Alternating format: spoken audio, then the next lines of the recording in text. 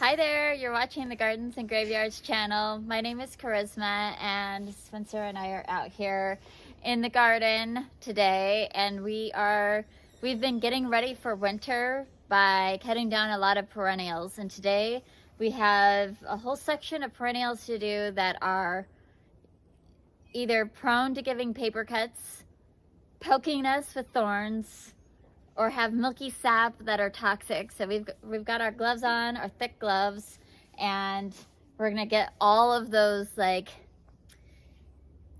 villain plants down today. In theory. Let's go. Without being harmed. Wish us luck. And I'm gonna go through each plant with you as we go along, so you know what we're talking about. All right, so this plant is a type of euphorbia or spurge, and we've shown this plant to you before, but basically I'm just taking out the old stalks. And wait a minute and I'll show you the milky saps. It's cold out here, so it's not flowing.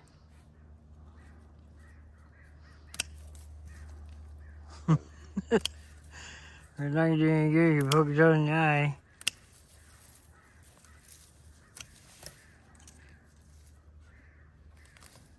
There's grass in here. Yeah, of course there is. This will flower next year. All right, so I'm not seeing as... Oh, that's really interesting that it kind of cauterizes in this cold weather. Yeah. Normally it's like dripping with milky sap. Right, that's cool. Now I know I can cut this in the cold weather. All right, that's it. That's all I'm doing here. All right. On to the next. Red hot hookers. Yep. I don't know if you can see. So this grassy, strappy I'll get texture, all of this is red hot poker or Nophophia. So I think the easiest way to cut this down is we're gonna use our weed eater or trimmer and just zip it down. Give it a shot.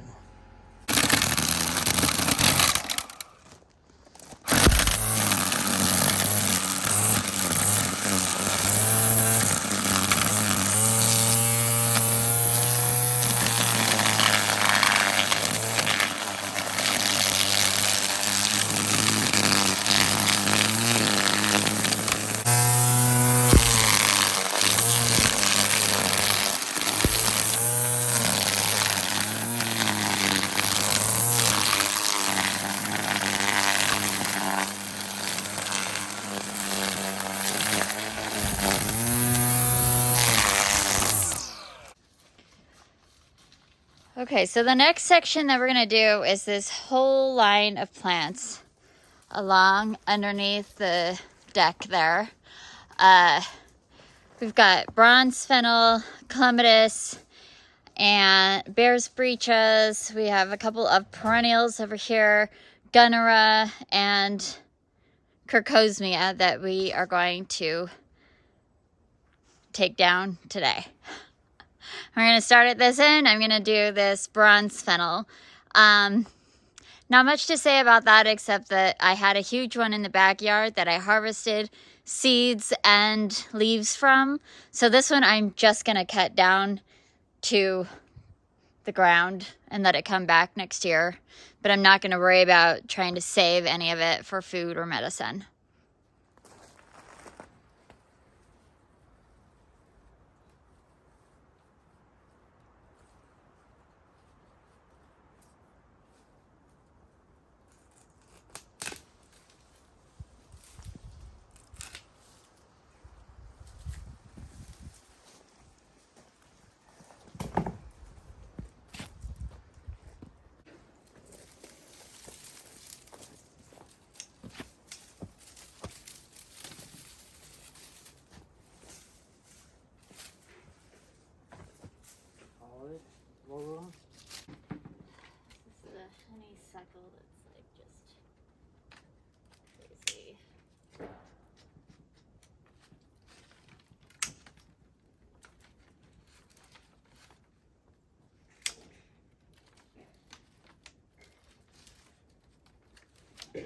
take out some from the top.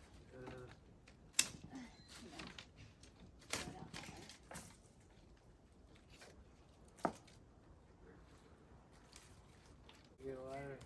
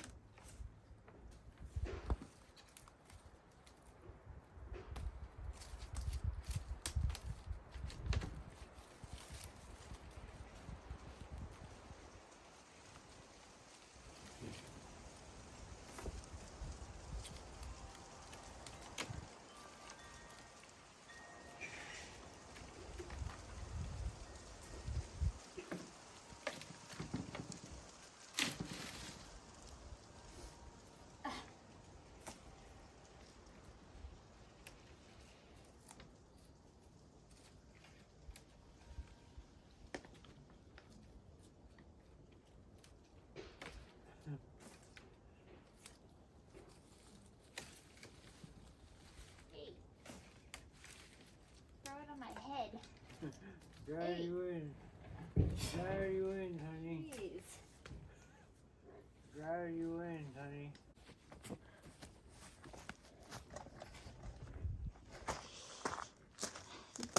The next thing we're gonna cut down is these bear's breeches, which have these great big giant flower stalks right here. The flowers are gone. You can see they've died inside there. And there's just the calyx left. The deal with these though is, I don't know if it'll show up, I think you could see it on the screen there, that they're very, very pokey right here at the end of their calyx. And some people will leave these up for winter interest, but you can kind of see how in our climate with the rains, they just get weighed down and splayed out, and they won't last for very much longer in the winter. It's like mid-November now, and you know, pretty soon they're just gonna lay on the ground and be mushy, so we just cut them out.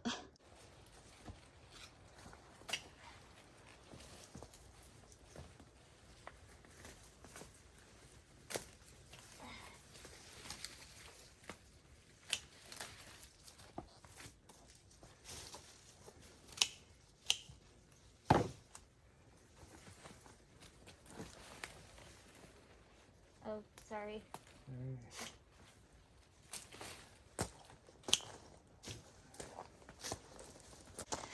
All right, now that I have the pokey flowers out of the way, I'm going to remove some of this foliage that has been eaten by slugs, and you know, these are the older leaves that are just icky, but I can leave this new beautiful foliage right there. So I'm just going to take that out, and then Spencer is removing crocosmia that we don't actually want growing here, but we fight it all the time right in this space.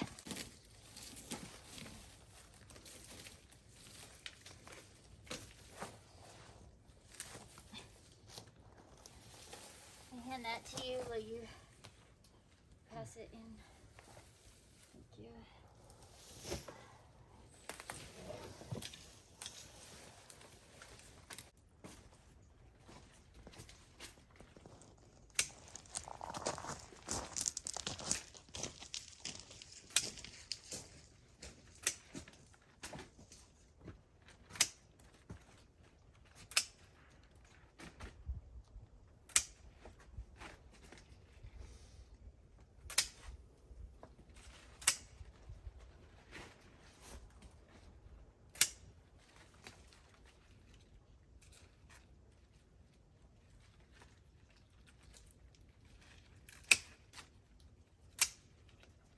That to the side, I'll take it inside.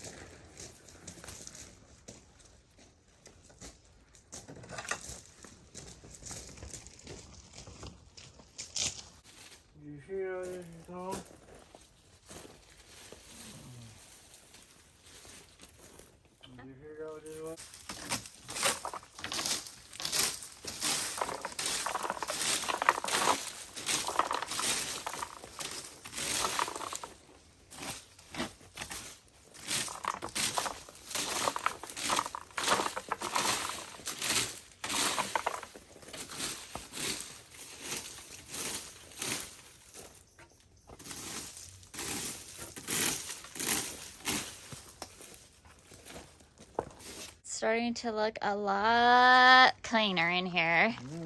Now we're gonna tackle this giant monster. She's clearly done for the season. And then this group of Crocosmia and that group of Crocosmia, and we should be done for the day. We'll just have one more look at what this Gunnera looks like. Middle of November. We've been showing you how it looked all season long, and you can see how it's just splayed out and laying on the ground now. So we're gonna cut it down, and next spring it'll possibly be even bigger than it was this year.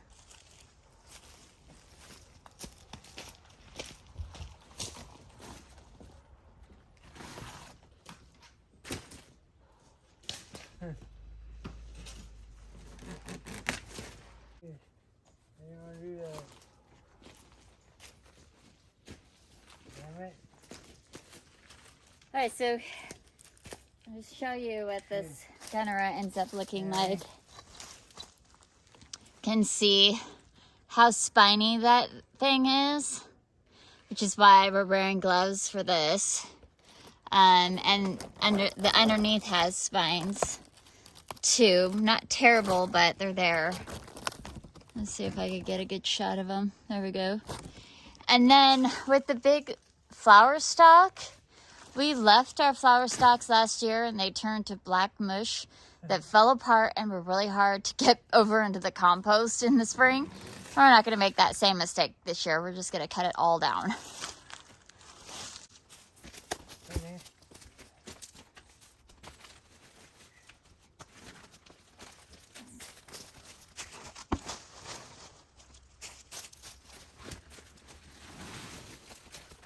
What's this?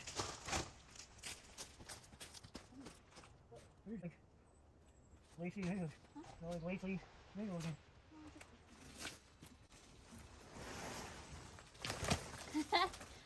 Look how huge this thing is.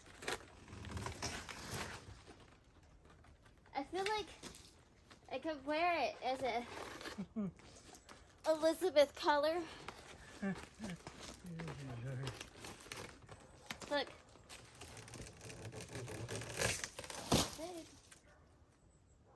That's awesome. Right? This is Lovely. my costume next year.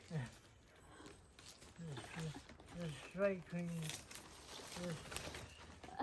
The Gunnera cleaning.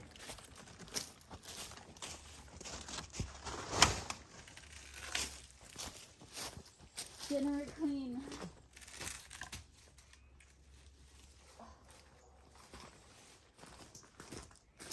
These things are pretty wild looking. Look at that.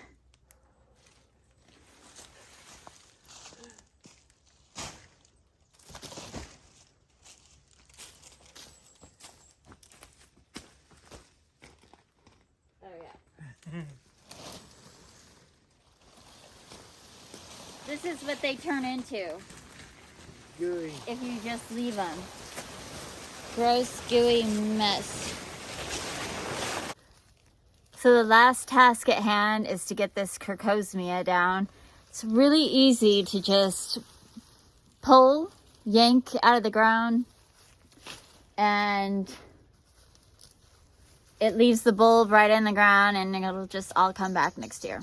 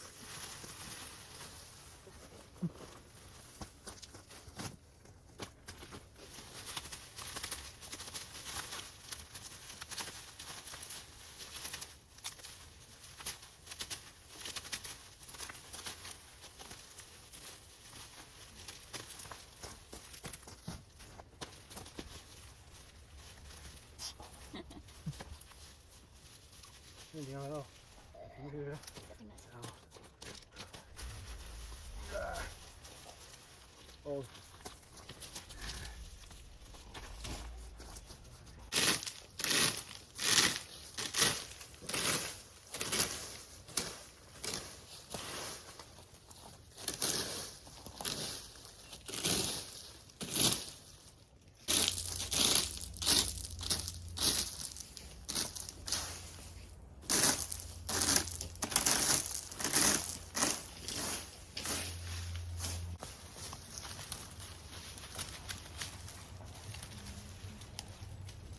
go.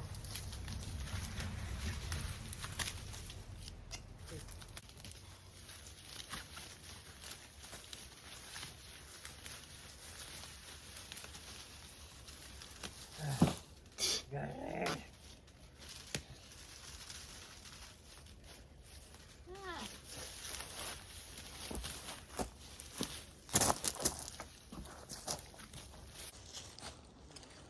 All right, now we have this lower garden cleaned up for winter.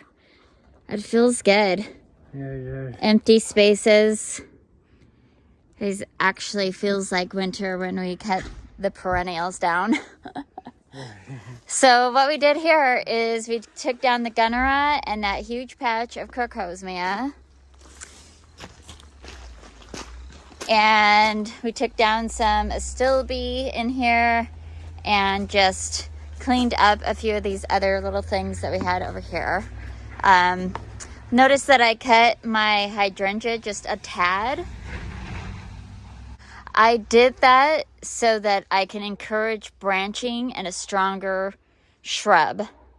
However, it's not necessary to do that. And I didn't want to cut all of it because they do bloom on old wood. So I needed to cut it right away. You can still see some blooms are still on it. I cut a few and I'll just bring them in my house. But hopefully this will give it a little better structure. And then we cut down the bear's breeches. We took the crocosmia out of that area and just sort of weeded and cleaned up in this bed. Oh my gosh, it looks just so clean down there. It's so empty down there. There's nothing there.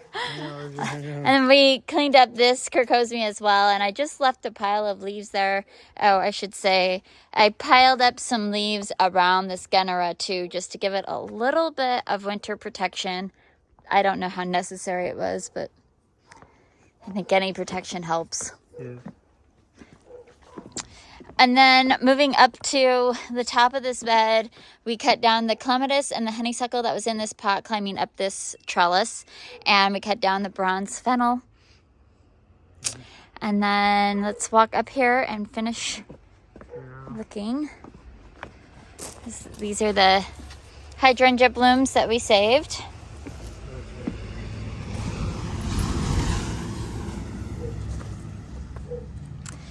And there is the little patch of Nephofia that we cut down.